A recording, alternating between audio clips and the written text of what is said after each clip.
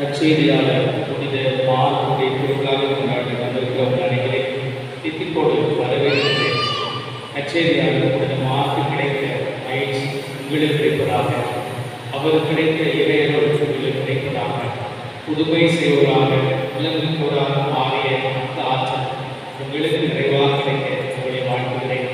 இந்த திருவிழா பொருட்களில் தித்திப்பு கவலையோடு இருக்கலாம்.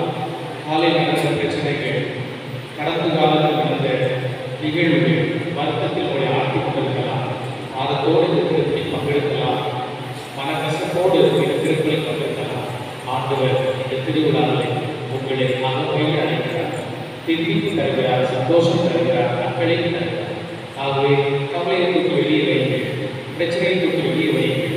கடவுளை பார்த்து வந்திருக்கிறீர்கள். எல்லாவற்றையும் மேலானவர், நீங்கள் வைத்திருக்கிற அந்த பிரச்சனையை விட மேலானவர், அந்த கவலையை விட மேலானவர். நீங்கள் சாதாரண நினைத்துக் கொண்டிருக்கலாம். ஒரு பெரிய கடவுள், வல்லமை மிக்க கடவுள், ஆச்சரியம் இருக்கிற கடவுள். ஆகவே அந்த கடவுளை மிக சிறப்பான விதத்தில் நாம் வழிபடுவோம். வழிபடுவோம் மட்டுமல்ல, அவர் கொடுக்கிற அந்த மகிழ்ச்சி அனுபவிப்போம். இந்த ஆனந்தத்தை நம்முடைய இதயம், உடல், ஆன்மா அனைத்தும் அனுபவிக்கிறது. இன்றைக்கு இறையளவில் விளையாடப்படுவதில்லை. மறைவான தலங்களிலே பணி செய்கிற குறுக்கிட அருட்சோர்கள் அவர்களுக்காக நாம் கொண்டாடுகிறோம். அன்றைய காலகட்டத்தில் பார்க்கிறோம், இணையதளம் கிடையாது, நெட்வொர்க் கிடையாது. ஆனால் அவர்கள் செய்த அந்த வசதியை பார்க்கும்போது இந்த இயேசு கிறிஸ்துவை அறிவிக்க அந்த செயலும்போது மிக வியப்புரை. பவுல் சொல்கிறார், பிலிப்பியர் 1:16 சொல்கிறார், நற்செய்திக்காக குரல் கொடுக்கவே நாம் நியமிக்கப்பட்டிருக்கிறேன். I was appointed. எதற்காக? இந்த நற்செய்திக்காக, அதற்காகவே நாம் நியமிக்கப்பட்டிருக்கிறோம். அதையும் தானே நாம் பார்க்கணும்னு சொன்னால், 1 பிலிப்பியர் 1:21 சொல்கிறார், நான் வாழ்ந்தால் அது கிறிஸ்துவுக்காகவே, நான் இறந்தால் அது எனக்கு ஆதாயம். எவ்வளோ பெரிய வார்த்தைகள்! இதையெல்லாம் நற்செய்தி பொருட்கள் அப்படின்னு சொன்ன வார்த்தைகள். இன்றைக்கு இணையதளம் இருக்கிறது, நெட்வொர்க் வசதி இருக்கிறது. நாம் ஓய்வு இல்லாமல், ஒரு குறிக்கோள் இல்லாமல் நேரம் என்பது உடைக்கப்படப்படுகிறது. கிறிஸ்து அறிவிக்கப்படவில்லை. அவர்கள் அவ்வளவு அற்புதமாக அறிவித்தார்கள், அவ்வளவு வேகமாக அறிவித்தார்கள். நாமும் அதே நேரம், அதே அர்ப்பணம், கையில் இருக்கிற அலைபேசி ஆண்டவருக்கு செய்தி அறிவிக்க என்பதை உள்வாங்குகிறார். அர்ப்பண உணர்வோடு ஆண்டவரின் அழைப்பேற்று அதற்காக உழைக்க முன்வருவோம். அதை செய்ய மறந்த மருத்துவ கட்டங்களுக்காக அனுப்பி கேட்கிறோம். எல்லாம் வல்ல இறைவனிடம்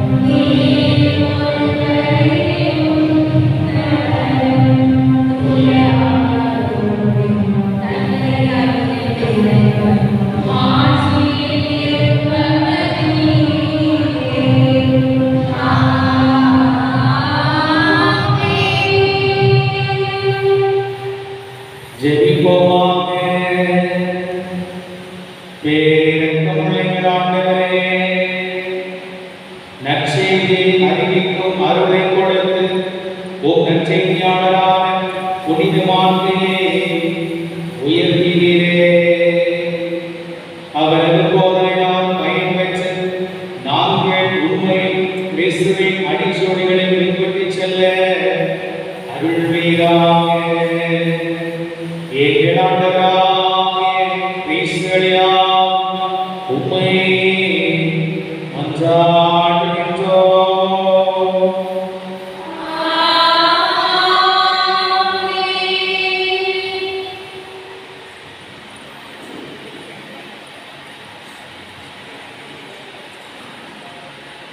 முதல் வாசகம் திருத்தூதர் பேதுரு எழுதிய முதல் திருமுகத்திலிருந்து வாசகம். அதிகாரம் 5. இறை வார்த்தைகள் 5 முதல் 14 முடிய. அன்பிற்குரியவர்களே, ஒருவர் மற்றவரோடு பழகும் போது எல்லாரும் மனத்தாழ்மையை ஆணையாய் அணிந்திருங்கள். ஏனெனில் செருக்குற்றோரை கடவுள் இகழ்ச்சியுடன் நோக்குவார்.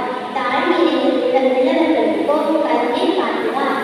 ஆகையால் கடவுளுடைய வல்லமை மிக்க கரத்தின் கீழ் உங்களை தாக்குங்கள். அப்பொழுது அவர் ஏற்ற காலத்தில் உங்களை உயர்த்துவார். உங்கள் கவலைகளை எல்லாம் அவரிடம் விட்டுவிடுங்கள். ஏனென்றால் அவர் உங்கள் மேல் கவலை கொண்டுள்ளார். அறிவுகளிலிருந்து விழிப்பாயிருங்கள். உங்கள் எதிரியாகிய அளவில் யாரை ஒடுக்கலாம் என கர்ச்சிக்கும் சிங்கம் போல தேடி பிடிக்கிறது. அசையாத நம்பிக்கை கொண்டவர்களாய் அதனை எதிர்த்து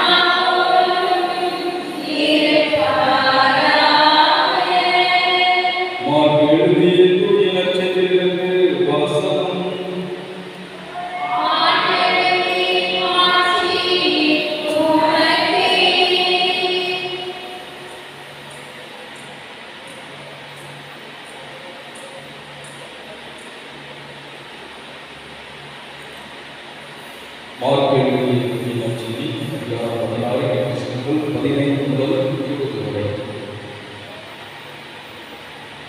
அக்காலத்தில் இயேசு 11 தோற்றி உலகத்தில் சென்று படைப்பிற்கெல்லாம் நற்செய்தியை பறைசாற்றினார். நம்பிக்கை கொண்டு திருவுருள் பெறுவோர் மீட்பு பெறுவர், நம்பிக்கையற்றவரோ தண்டனை தீர்ப்பு பெறுவர். நம்பிக்கை கொண்டோர் பின்வரும் அருள் அடையாளங்களை செய்வர். அவர்கள் என் பெயரால் பெயர்களை கொடுப்பவர், புதிய மொழிகளை பேசுவர், பாம்புகளை கையால் பிடிப்பர், கொள்ளும் நஞ்சை குடித்தால் அது அவர்களுக்கு தீங்கு விளைவிக்காது. அவர்கள் உடல் நலமற்றோர் மீது கைகளை வைக்க அவர்கள் குணமடைவர் என்று கூறினார். இவ்வாறு அவர்களோடு பேசிய பின்பு ஆண்டவர் இயேசு முன்னேற்றம் அடைந்து கடவுளின் வலப்புறம் பார்த்தார். அவர்கள் புறப்பட்டு சென்று எங்கும் நற்செய்தியை பறைசாற்றினர். ஆண்டவர் உடனிருந்து செய்யப்பட்டு நிகழ்ந்த அருள் அடையாளங்களால் அவர்களுடைய வார்த்தையை உறுதிப்படுத்தினார்.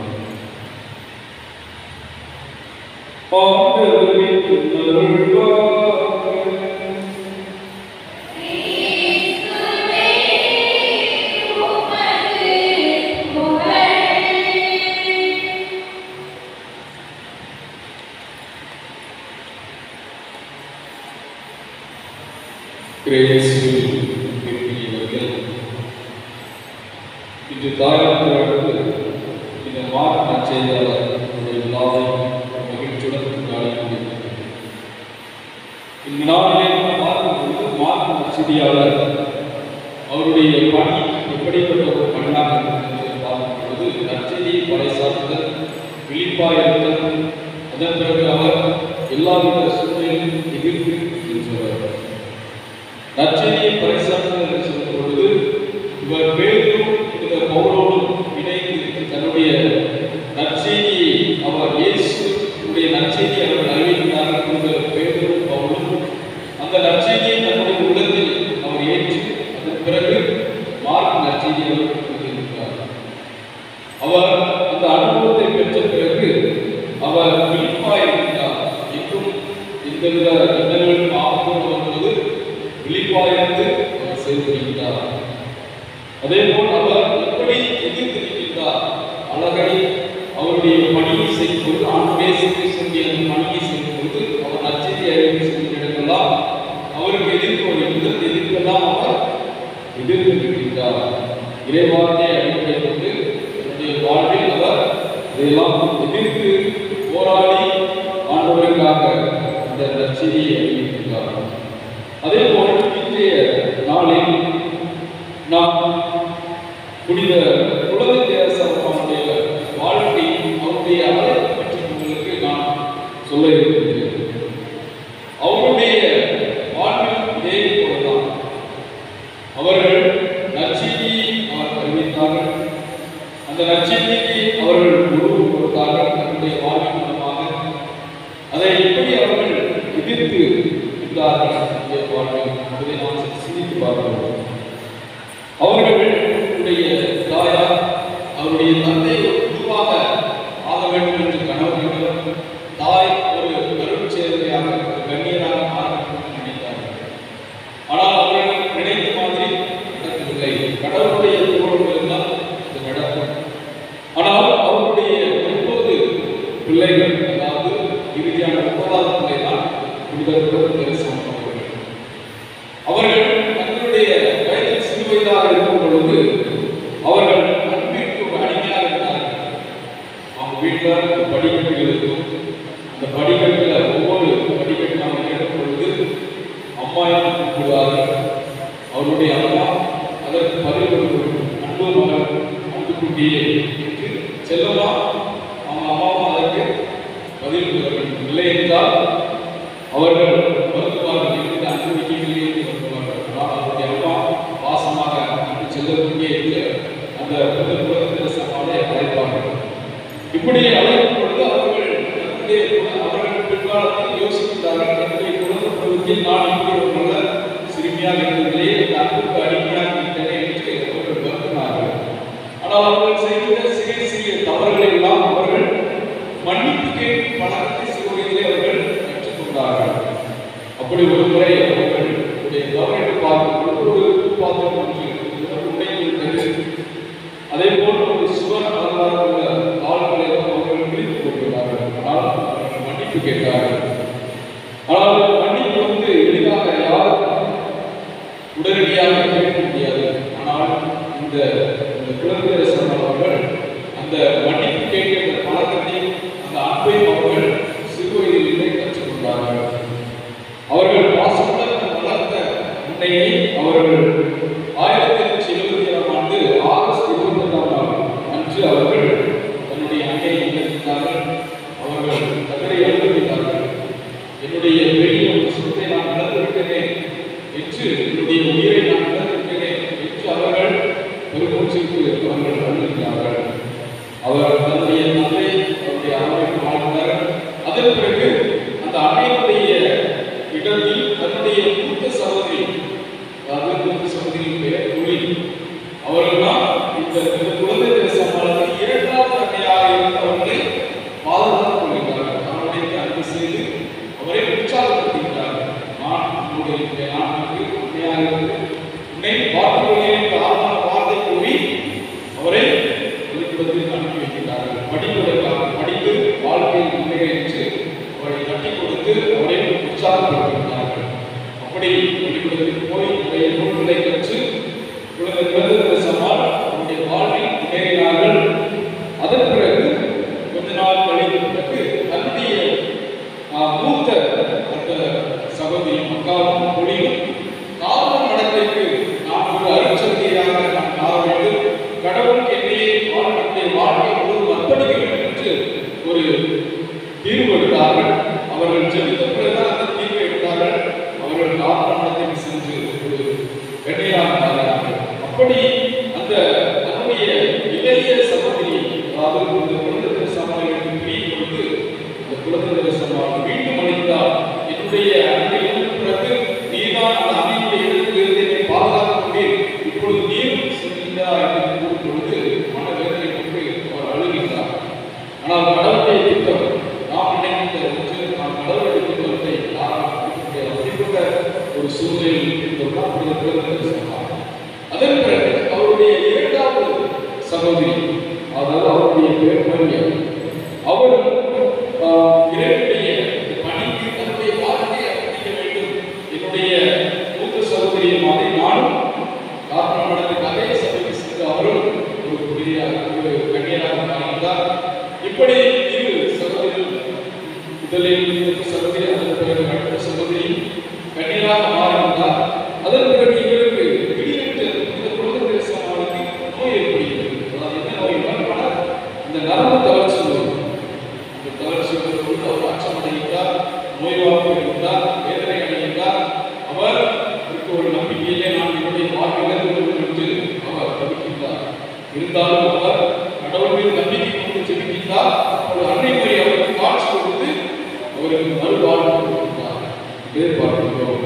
அப்படி மறுவாழ்வு கொடுத்த பிறகு அவர் 1884ஆம் ஆண்டு மே 8ஆம் நாள் முதல் நற்கருணையை பெறுகிறார்.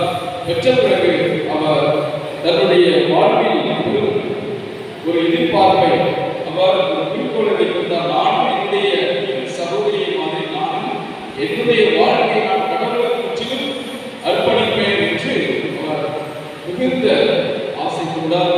இறைவன் மீது அளவு கடந்த அந்த பற்று வைத்திருந்தார். அதன் பிறகு அவர் தன்னுடைய சகோதரி அந்த சேர்ந்த காரணம் அந்த மடத்திற்கு சென்று நான் உதவியாக வேண்டும் என்று அவர் விரும்பினார். ஆனால் அந்த 20 காலத்தில் 21 வயது இருந்தாலும் மடத்திற்கு செல்ல அனுமதி என்று இருந்தால் திருத்தந்தை அன்றைய காலத்தில் திருத்தந்தை சீக்கிரம் அவரை சந்தித்தார்கள். சந்தித்து தன்னுடைய திருத்தத்தை தெரிவித்தார்கள். என்னுடைய சகோதரியை போல நான் என்னுடைய வாழ்க்கை நான் இறைவனுக்கு முற்றிலும் அர்ப்பணிக்க நான் விரும்புகிறேன். என்னையே அவருக்கு ஒரு கடவுள் இயேசு கிறிஸ்து எனக்கு மகளாக நான் அவருக்கு என்னையை முழுவதும் அர்ப்பணிக்க விரும்புகிறேன் என்று அவர் விருப்பத்தை தெரிவித்தார். திருத்தந்தை அனுமதி கொடுத்தார். 16 வயதில் போது அவர்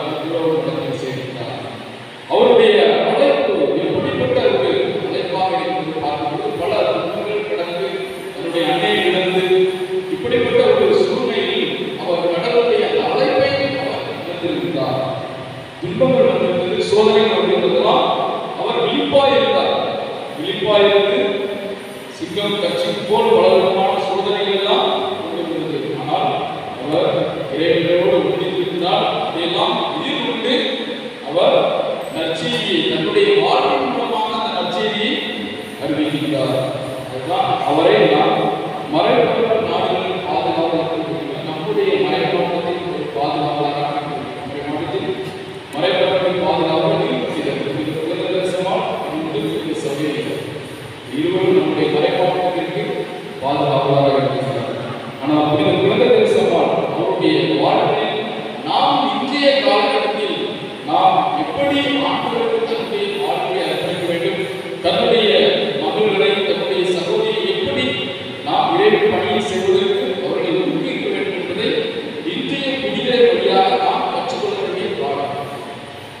நாம் எப்பொழுது இறைவனுக்கு முழுமையாக நம்முடைய வாழ்க்கையை அர்ப்பணிக்கிறோம் அல்லது நம்முடைய குடும்பத்தில் யாராக நாம் ஊக்குவிக்கக்கூடிய இறை பணியை செய்ய கடவுளுடைய ஆசீர்வாதம் குடும்பத்தில் பல தலைமுறைகள் நாம் நம்பிக்கையோடு சென்றார். விதமான ஆபத்தான சூழ்நிலை வந்தாலும் இறைவன் பணிக்கு நான் போவேன், இறைவனுடைய பணியை நான் நேர்மையோடு செய்வேன். அதுதான் அவர் நேர்மையோடு இருக்கிறார். நேர்மையோடு செய்தால் இறைவனுக்கு பிரியமான வாழ்க்கை வாழ்ந்தால் மன்னிப்பும் அன்பும் அந்த விதத்தில் அவர் வளர்ந்தார். அப்படிப்பட்ட வாழ்க்கை தான் ஆண்டவர் இயேசு கிறிஸ்து ஒவ்வொருவருக்கும் எதிர்பார்க்கிறார். ஆகவே இந்த இறைவனைகள் வாரத்தில் நாம் இறைவனைகள் நாடகத்தில் நாம் ஒவ்வொரு நாள் அடுத்து வருகிறோம். ஒவ்வொரு புனிதர்களுடைய அழைப்பை நாம் கேட்கின்றோம். நாமும் நம்முடைய குடும்பத்தில் நம்முடைய பங்கில் நம்முடைய சிந்தாரின் நாட்டிற்கு நாம் பங்களிப்பு ஆண்டவருக்கு நம்முடைய குடும்பத்தில் ஒருவரை நாம் அர்ப்பணிக்கும் பொழுது மனமுறவு அர்ப்பணிக்கும் பொழுது ஆண்டவருடைய ஆசீர்வாதம் குடும்பத்தில் எட்டு தந்து அந்த குடும்பம் பல தலைமுறைகள் அவர்கள் நல்ல ஒரு ஆண்டவருடைய ஆசீர்வாதம் பெற்று அவர்கள் இருப்பார்கள். அப்படி ஆண்டவருடைய ஆசீர்வாதம் நிரந்தரமாக நம்முடைய குடும்பத்தில் தங்க வேண்டும் என்றால் நாம் மனமுறந்து நம்முடைய உறவினர்கள் சகோதரிகள் நம்முடைய சொந்த பந்தங்களை நாம் மனமுறந்து அனுப்புவதற்கு நாம் ஊக்குவிக்க வேண்டும். ஆகவே இந்த நாளில் நமக்கு இந்த தரிசனம் வழியாக ஆண்டவர்கள் நமக்கு பாடங்களை கற்றுக் கொடுக்கின்றார். நாமும் அவரை போல இயேசுவுக்காக நற்செய்தியை நாம் பறைசாற்றுவோம். அவர்கள் ஒரு வார்த்தை கூறுவார்கள், மீது அன்புக்கு அனுப்புவார்கள். இயேசு சொன்ன வார்த்தை அவர்கள் வாழ்ந்து காட்டினார்கள். இறுதியாக அவருடைய வாழ்வை எப்படி அவர்கள் பதித்தார்கள் என்றால் அயலாரை பற்றி நல்லதை நினைக்க வேண்டும், நல்லதை தவிர வேறு சந்தோஷம் எனக்கு மகிழ்ச்சி எதுவும் உண்டோ என்று கூறுகிறார்கள். அப்படிப்பட்ட ஒரு மனநிலையை நாம் உருவாக்கிக் கொள்ள வேண்டும். அதுதான்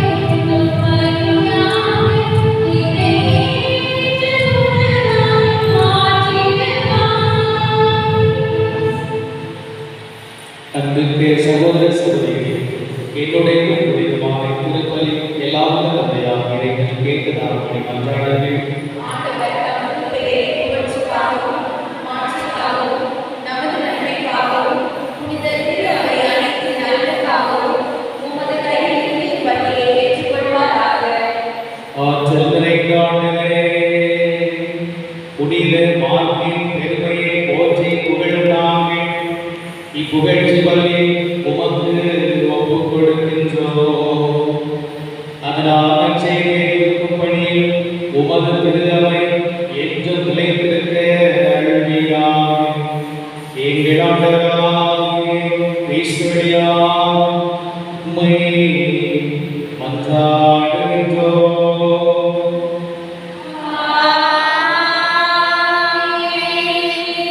ஆண்டவரே உங்களோடு இருப்பாராக.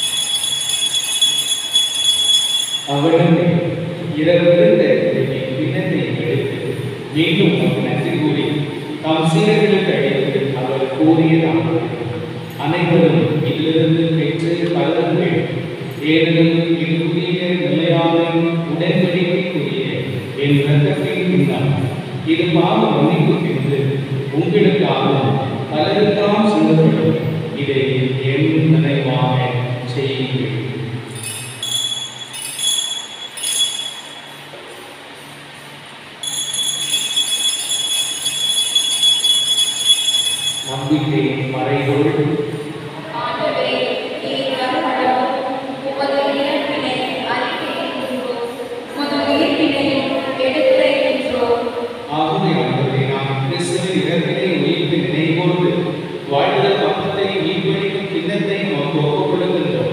உம் திருமணம் நின்று உமக்கு ஊழியம் புரிய தகத்துழைக்க நீங்கள் ஏற்றுக்கொண்டேன். எனவே உமக்கு நன்றி செலுத்துகிறோம். மேலும் கிறிஸ்துவின் உடலிலும் இரத்தத்திலும் பங்கு கொள்ளும் எங்களை தூய ஆவியால் ஒன்று சேர்க்க வேண்டும் என உம்மை தாழ்மையை கொண்டாடுகிறோம்.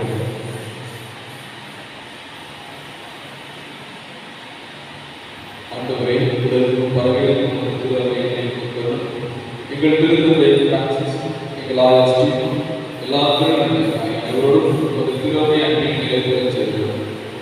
மேலும் உயிர்களுக்கு நோக்குடன் உயிர்களும் எங்கள் சகோதர சகோதரிகளை இறந்தோர் அனைவரையும் இறக்கத்தினை கொடுத்து உமது திருமுக ஒளியுடன் பெற்றோம். எங்கள் அனைவரையும் இறக்கமாயிருக்கும். கடவுளின் கண்டிப்பாயான வழித்தரும் அதிசய ஆரோக்கிய அன்னை, எங்கள் அற்புதத்தின் அரசு அவருடைய கணவரான தெய்வ சேர்க்கும் புனித திருக்குறர்கள், எங்கள் இணை பாதுகாவலர் சிறப்பாக புனித மார்பு, புனித குழந்தை சம்பாள் சவேரியா, இவர்களுக்கு உத்தரவாக இருந்தவர் ஆகிய புனித அனைவரும் நாங்கள் நிலைப்பாடுகள் பங்குடன் தகுதி பெற்று திருமகன் இயேசு கிறிஸ்து வழியாக பொழுதே வருவர்களை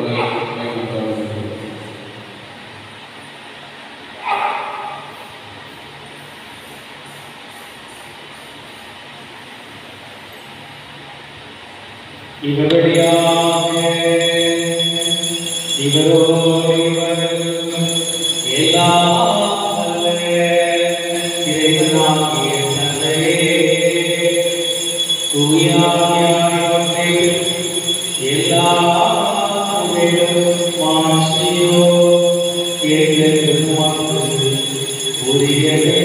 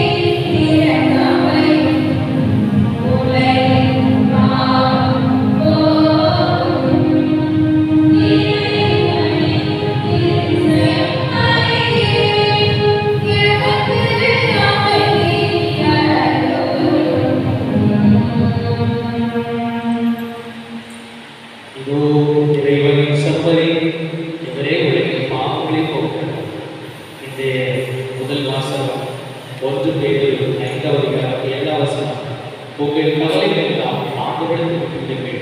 ஏனெனில் அவர் உங்களிலே கவலை கொண்டுள்ளார். உங்களை நீங்கள் கவலையாக நினைப்பது, பாரமாக நினைப்பது இந்த ஆண்டவர்களுக்கு கொடுத்து விடுங்கள். நீங்கள் சுமக்க வேண்டாம், நீங்கள் வருத்த வேண்டாம், நீங்கள் புலம்ப வேண்டாம், நீங்கள் கண்ணீர் வடிக்க வேண்டாம். இதோ உங்களை பார்க்கிற இந்த கடவுள்களை கொடுக்கிறது.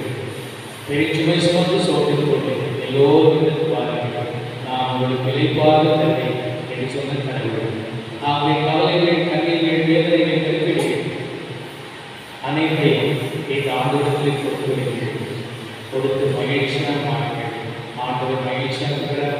உங்களை நிறைவாக்குகிறார். நம்மை நிறைவாக்குகிற இந்த நல்வருக்கு கிடைப்பதற்கு நாம் தேவைச்சோம்.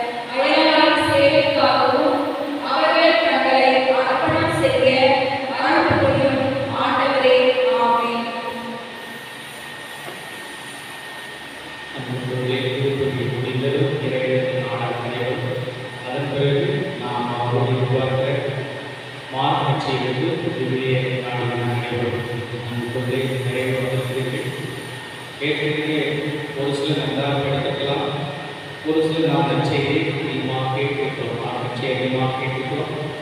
நாம் முயற்சி எடுக்கலாம், தவறில்லை. நீங்கள் இந்த கேள்வி எடுத்து முயற்சி எடுக்கலாம். ஒருவேளை கிடைக்காமல் பணியின் காரணமாக இருக்கலாம், பரவாயில்லை. இருந்தாலும் நாம் அடிக்கடி கேட்கிற செய்தி. ஆகவே நாம் இந்த தேர்வை எளிதாக சந்திக்க முடியும். ஆகவே சிறப்பாக தேர்வுகளுக்கு நான் கேட்டுக்கொள்ளேன். வருகிற போது பெண் கொண்டு வருகிற பேனா பற்றி சொல்லியிருந்தேன். எல்லோருக்கும் மனித இயல்பு பலவீனம். இங்கே வந்தபோது தான் ஞாபகம் உங்களுக்கு புரிந்து கொள்வது. இங்கே வந்தபோது தான் ஞாபகம் ஐயோ என்ன மனசுனேன் அப்படின்னு நீங்கள் சொல்கிற குரல் அந்த மனக்குரல் எனக்கு கேட்கும். ஆகவே இப்படி வருகிற ஆட்களை புரிந்து கொள்வதுதான் கொஞ்சம் பேனா வச்சிருக்கோம். ஆகவே பேனா வேணால் நீங்கள் வாங்கிக்கலாம். உங்களுக்கு நேரம் ஆகவே நீங்கள் வாங்கிக் கொள்ளலாம். எளிதில் சிறப்பாக வெற்றி பெற உங்களை கேட்டுக்கொண்டேன்.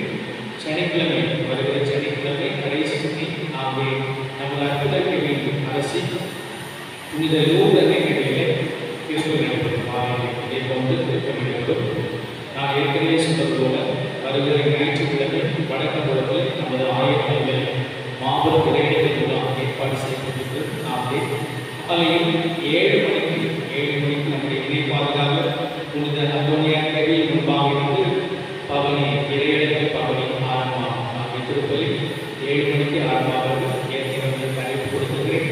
நீங்கள் நினைத்திருக்கிறேன். ஆகவே அதில் அனைவரும் பங்கெடுத்து இறையடைப்பை சிறப்பாக கேட்டுக்கொள்கிறோம். நன்றி முன்பாடுவோமாக. எல்லாம் இறைவா, ஒவ்வொரு புனித பீடத்திலிருந்து நாங்கள் பெற்றுக்கொண்ட திருவுணவு எங்களை புனிதப்படுத்தவும் வேண்டுகின்றோம். அதனால் புனிதமாக்கு போதித்த நற்செய்தி மீதுள்ள நம்பிக்கை அவ்வுணவு எங்களை உறுதியாக செய்வதால் எங்களாகிய கிறிஸ்துவியா உம்மையே மன்றாடுகின்றோம்.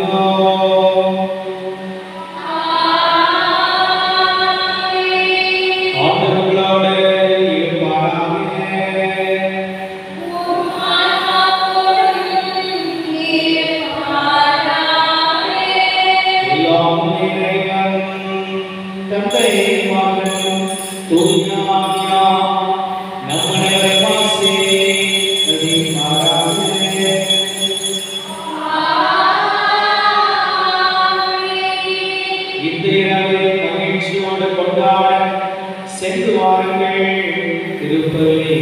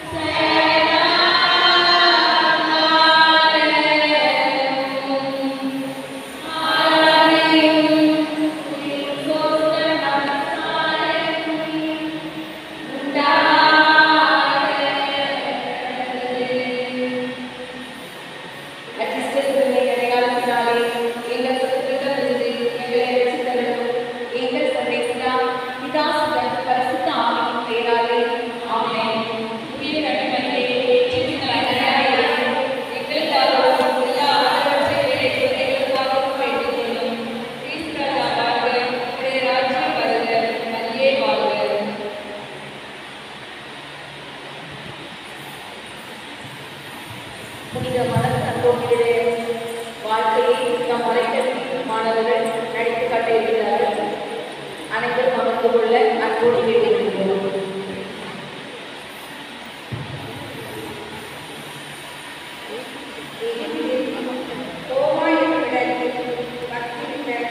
வசதி வாய்ந்த இவர் மிகவும் செல்லமாக வளர்க்கப்பட்டவர் என்றாலும் ஆலய வழிபாட்டிற்கு தவறான செலுத்தி வழிந்தார். அருள்பணியாளர்களுக்கு தம் அன்பு பணியினை ஆர்வமுடன் செய்தார்.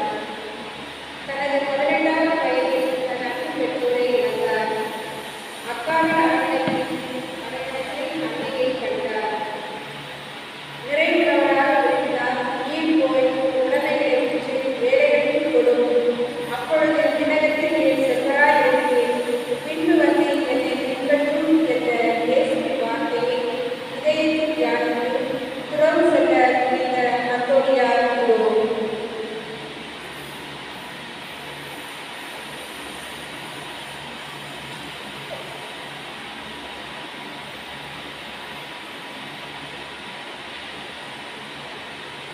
அந்தோனி, அந்தோனி, சொல்லுங்கம்மா. அம்மா, அக்கா வேணா அம்மா கூப்பிடுவாங்க. அக்கா, அக்கா, அம்மா உங்களை ஜெபிக்க கூப்பிடுறாங்க, வாங்க. இதோ வந்துட்டேம்மா. அப்பா, அப்பா, அம்மா உங்களை ஜெபிக்க கூப்பிடுறாங்க, வாங்க. இதோ வரேன்.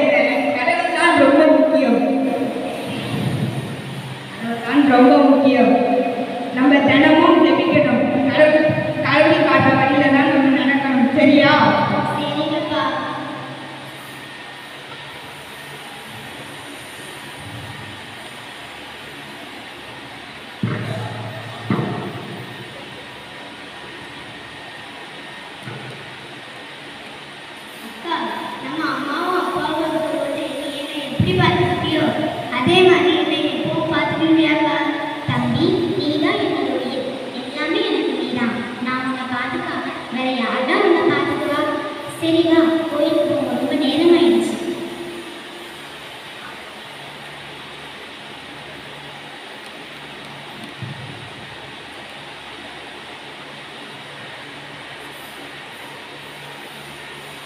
தந்தை மகன் தூய ஆவியின் பெயராலே ஆமென். புனித மத்தேயு எழுதிய நற்செய்தியிலிருந்து வாசகம். அதிகாரம் 19 இறை வார்த்தை 21.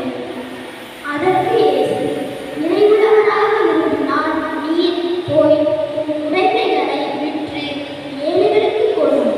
அப்பொழுது விண்ணகத்தில் நீர் செல்வராயிருப்பீர். பின்பு வந்து என்னை பின்பற்றும் என்றார்.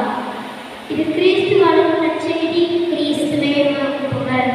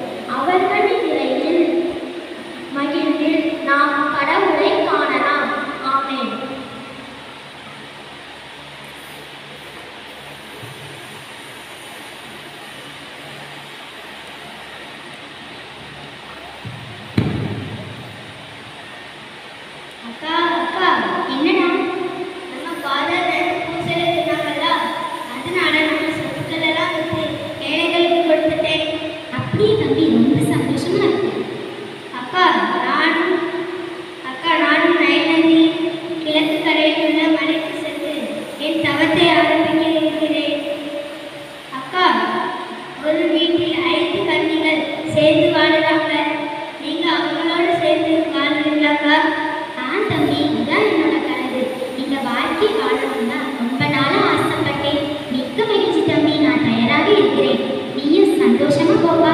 சரிக்கா.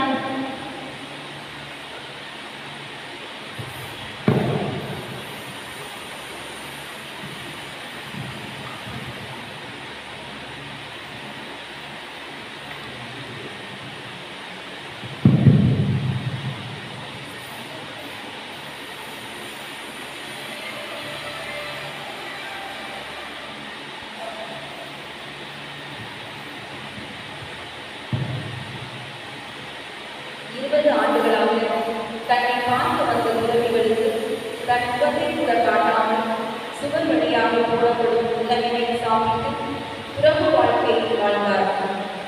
வனத்துறவியான வனத்து பவுலை சந்தித்து அவருக்கு காமம் கொண்டு வந்த ரொட்டியை இந்த பாக்கியம் பெற்றார். வனத்து பவுலின் உயிர் மேலெழுந்து சென்றதை அவரை அடக்கம் செய்ய சிங்கம் கல்லறை வெட்டியதை பார்க்க புண்ணியம் பெற்றவர் நாம் புனித வனத்து அந்தோனியார்.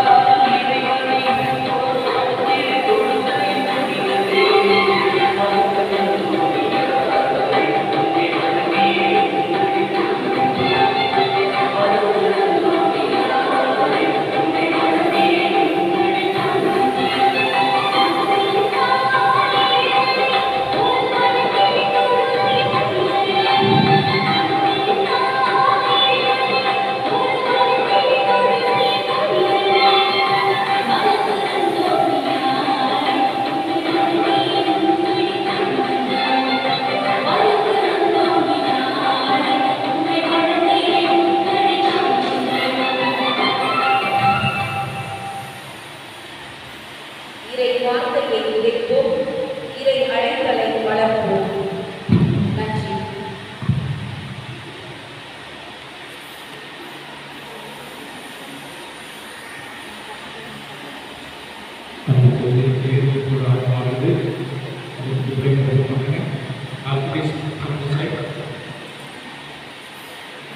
Those who are below 8th standard, come here. பெரிய சிலவங்கெல்லாம் உள்ள வாங்க. உள்ள வந்து புஷ்கப்பை வாங்கி பக்கத்தில் வந்து அவங்க வெளியே போகாது. நான் ஸ்கூல் வாங்க. யாருமே வந்து வேலை பண்ணிக்கிட்டு